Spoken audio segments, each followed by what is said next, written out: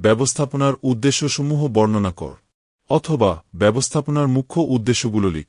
অথবা ব্যবস্থাপনার উদ্দেশ্যসমূহ উল্লেখ কর। যা 2011 সকল বিভাগ, 2014, 2018, 2020, 2021 হিসাব বিজ্ঞান, 2018 ফিন্যান্স অথবা কখন এবং কেন ব্যবস্থাপনা আবশ্যক হয়। ব্যবস্থাপনার উদ্দেশ্য বলতে বোঝায় একটি প্রতিষ্ঠান কেন পরিচালনা করা হচ্ছে এবং সেই পরিচালনার মাধ্যমে শেষ পর্যন্ত কি অর্জন করতে চাওয়া হচ্ছে। সহজ ভাষায় বলতে গেলে, আমরা যখন কোনো কাজ করি তখন আমাদের মনে একটি নির্দিষ্ট ফলাফল পাওয়ার আশা থাকে। যেমন একজন শিক্ষার্থী পড়াশোনা করে ভালো রেজাল্ট করার উদ্দেশ্যে, ঠিক তেমনি একটি ব্যবসায়িক প্রতিষ্ঠান বা যে কোনো সংগঠনের ক্ষেত্রে ব্যবস্থাপনা কেন করা হয় তার পেছনেও কিছু নির্দিষ্ট কারণ বা লক্ষ্য থাকে। ব্যবস্থাপনার মূল লক্ষ্য হল হাতে থাকা সম্পদগুলোকে, যেমন মানুষ, টাকা, যন্ত্র, সবচেয়ে সুন্দরভাবে ব্যবহার করে প্রতিষ্ঠানের জন্য লাভ নিশ্চিত করা এবং সমাজে একটি ইতিবাচক প্রভাব ফেলা।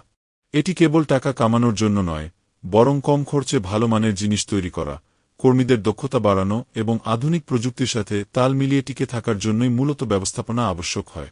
অর্থাৎ একটি প্রতিষ্ঠানকে সফলভাবে বাঁচিয়ে রাখার এবং বড় করার যে কারণগুলো, সেগুলোই হল ব্যবস্থাপনার উদ্দেশ্য।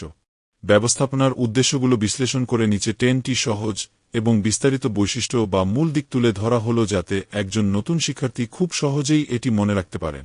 একটি ব্যবসা কেন খোলা হয়েছে, সেই মূল লক্ষ্যটি অর্জন করাই ব্যবস্থাপনার প্রধান কাজ। কম পরিশ্রম, কম টাকা এবং কম সময় খরচ করে কিভাবে প্রতিষ্ঠানের স্বপ্ন পূরণ করা যায়, ব্যবস্থাপনা সেই পথ দেখায়। যে কোনো ব্যবসায়িক প্রতিষ্ঠানের বেঁচে থাকার মূল চাবিকাঠি হল মুনাফা বা লাভ। ব্যবস্থাপনা তার সমস্ত পরিকল্পনা এবং কাজ এমনভাবে সাজায় যেন সবচেয়ে কম খরচে পণ্য তৈরি করে বেশি লাভ করা যায় এবং যারা ব্যবসায় টাকা খাটিয়েছেন তাদের স্বার্থ রক্ষা হয়। আজকের দিনে ব্যবসা করা অনেক কঠিন কারণ অনেক প্রতিযোগী থাকে।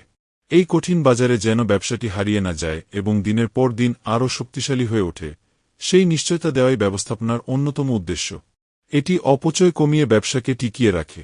একটি কারখানায় কাঁচামাল বা যন্ত্রপাতি থাকলেই হয় না, সেগুলোর সঠিক ব্যবহার জানতে হয়। ব্যবস্থাপনা নিশ্চিত করে যেন কোনো যন্ত্র অলস বসে না থাকে এবং কোনো কাঁচামাল যেন নষ্ট না হয়। এটি ত্রুটি সংশোধন করে উপকরণের সর্বোচ্চ ব্যবহার নিশ্চিত করে। মানুষই হল প্রতিষ্ঠানের আসল চালিকা শক্তি। অদক্ষ মানুষকে প্রশিক্ষণ দিয়ে দক্ষ করে তোলা এবং তাদের কাজের মান বাড়ানোর পেছনে ব্যবস্থাপনা কাজ করে। দক্ষ কর্মী বাহিনী গড়ে উঠলে প্রতিষ্ঠানের কাজের মান বাড়ে এবং ভুলের পরিমাণ কমে।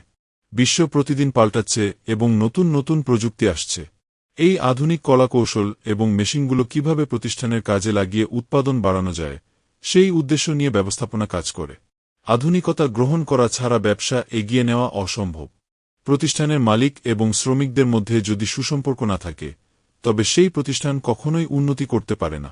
ব্যবস্থাপনা শ্রমিকদের ন্যায্য দাবি পূরণ করে এবং তাদের কাজের পরিবেশ উন্নত করে মালিক শ্রমিক সুসম্পর্ক বজায় রাখার চেষ্টা করে। প্রতিষ্ঠানের সবকিছু যেন নিয়মমাফিক চলে এবং কেউ যেন ফাঁকি দিতে না পারে, তা দেখা ব্যবস্থাপনার কাজ। শ্রমিকরা ঠিকমতো কাজ করছে কিনা তা তদারকি করা এবং ভুল হলে তা শুধরে দেওয়া এর একটি বড় বৈশিষ্ট্য। ব্যবসা যেন এক জায়গায় স্থবির হয়ে না থাকে, বরং সময়ের সাথে সাথে এর কার্যপদ্ধতি যেন উন্নত হয়, সেই গতিশীলতা বজায় রাখা ব্যবস্থাপনার কাজ। প্রতিনিয়ত নতুন নতুন আইডিয়া প্রয়োগ করে ব্যবসাকে সচল রাখা হয়। ব্যবস্থাপনা কেবল নিজের লাভের কথা ভাবে না, বরং সমাজের মানুষের মঙ্গলের কথাও ভাবে। ন্যায্যমূল্যে ভালো জিনিস ক্রেতাদের কাছে পৌঁছে দেওয়া, কর্মীদের সঠিক বেতন দেওয়া এবং পরিবেশ রক্ষা করার মতো সামাজিক দায়িত্ব পালন করাও ব্যবস্থাপনার একটি গুরুত্বপূর্ণ উদ্দেশ্য। আমি কি আপনাকে ব্যবস্থাপনার এই উদ্দেশ্যগুলো কিভাবে সফলভাবে প্রয়োগ করা যায় বা এর বিভিন্ন কার্যাবলী সম্পর্কে আরও বিস্তারিত তথ্য দিয়ে সাহায্য করতে পারি?